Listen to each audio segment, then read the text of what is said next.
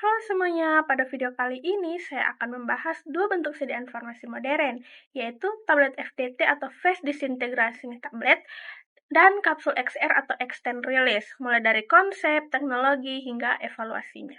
Nah, yang pertama-tama itu kita bahas tentang tablet FDT. Nah, tablet FDT adalah tablet yang dirancang untuk hancur dengan cepat di dalam rongga mulut. Biasanya itu dalam waktu yang kurang dari 1 menit tanpa memerlukan air. Untuk karakteristiknya, yang pertama itu cepat hancur dalam mulut. Yang kedua, mudah ditelan tanpa air. Yang ketiga, memiliki rasa yang enak atau sudah di-masking. Yang keempat, struktur tablet relatif rapuh dibanding tablet konvensional. Nah, keuntungan tablet FDT yang pertama itu, tablet FDT itu bersifat pediatrik, yaitu untuk anak-anak yang sulit menelan tablet. Yang kedua itu geriatrik, yaitu lansia dengan fungsi menelan menurun. Yang ketiga itu disfagia, yaitu untuk pasien dengan gangguan menelan. Selain itu, FDT juga memberikan onset kerja yang lebih cepat karena obat mulai larut di rongga mulut. Berikutnya itu adalah teknologi pembuatan FDT. Ada 3 metode. Yang pertama itu direct compression, di mana metode ini paling sederhana dengan mencampur bahan aktif dan eksipien lalu dikempa langsung. Keunggulannya adalah prosesnya cepat dan ekonomis. Yang kedua itu ada lipilization atau freeze drying, di mana tablet dibuat dengan proses pembekuan dan pengeringan sehingga menghasilkan struktur yang sangat poros, membentuk tablet cepat hancur. Namun, metode ini lebih mahal dan tabletnya itu lebih rapuh. Dan yang ketiga itu ada molding, di mana tablet itu dibentuk dari massa basah kemudian dikeringkan. Hasilnya itu lebih cepat hancur dibanding kompresi biasa, tetapi kekuatan mekaniknya itu lebih rendah. Berikutnya itu eksipien khusus pada tablet FDT. Nah, FDT ini menggunakan eksipien khusus yang disebut super disintegran untuk mempercepat penghancuran tablet. Antara lain yang pertama itu ada crospovidone. Dia itu bekerja melalui penyerapan air cepat. Yang kedua itu ada sodium starch glycolate.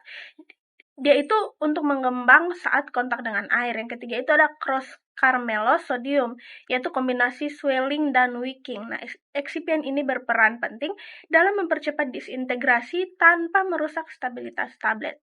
Sekarang kita masuk pada evaluasi tablet FDT. Beberapa parameter evaluasi yang penting yaitu yang pertama waktu hancur, biasanya itu kurang dari 60 detik. Yang kedua itu kekerasan tablet, itu untuk memastikan tablet tidak mudah hancur saat didistribusi. Yang ketiga itu uji rasa atau palatabilitas. Ini penting karena tablet itu larut dalam mulut. Berikutnya itu ada uji kadar air, yaitu dia itu mempengaruhi stabilitas keseragaman kandungan, yaitu memastikan dosis konsisten. Yang kedua kita masuk pada kapsul XR atau extend release. Nah, kapsul extend release ini adalah sediaan yang dirancang untuk melepaskan obat secara bertahap dalam jangka waktu tertentu, sehingga efek obat bertahan lebih lama. Nah, keuntungan dari kapsul extend release ini yang pertama, yaitu mengurangi frekuensi dosis. Yang kedua, menjaga kadar obat tetap stabil dalam darah. Yang ketiga, mengurangi efek samping akibat fluktuasi kadar obat. Yang keempat, meningkatkan kepatuhan pasien. Nah, ada beberapa jenis extend release. Yang pertama itu yaitu matriks polimerik, di mana obat itu terdispersi dalam matriks polimer yang mengontrol pelepasan melalui difusi atau erosi. Yang kedua itu ada pelapisan semipermeabel, di mana obat dilapisi membran yang memungkinkan air masuk dan obat keluar secara terkontrol. Dan yang ketiga itu ada multiparticulate system berupa pelet atau granul kecil dalam kapsul. Nah, masing-masing dengan lapisan berbeda untuk menghasilkan pelepasan bertahap yang lebih stabil. Berikutnya kita masuk pada eksipien pelepas lambat. Nah, beberapa polimer yang umum digunakan dalam sistem extend release, yaitu yang pertama ada HPMC, yaitu untuk membentuk gel. Yang kedua itu ada etil selulosa, yaitu untuk memperlambat difusi. Yang ketiga ada eudragit, yaitu untuk mengontrol pelepasan berdasarkan pH. Dan yang terakhir itu ada karbopol, yaitu untuk meningkatkan viskositas dan kontrol pelepasan.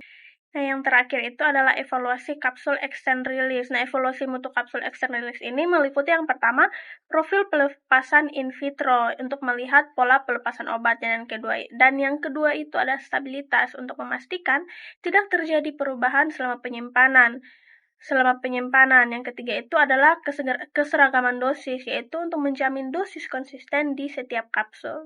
Jadi kesimpulannya teman-teman, tablet Phase disintegran tablet dan kapsul extend release merupakan inovasi dalam sistem penghantaran obat yang dirancang untuk meningkatkan kenyamanan dan efektivitas terapi, baik melalui percepatan penghancuran maupun pengendalian pelepasan obat. Nah, ini sekian dari saya. Terima kasih.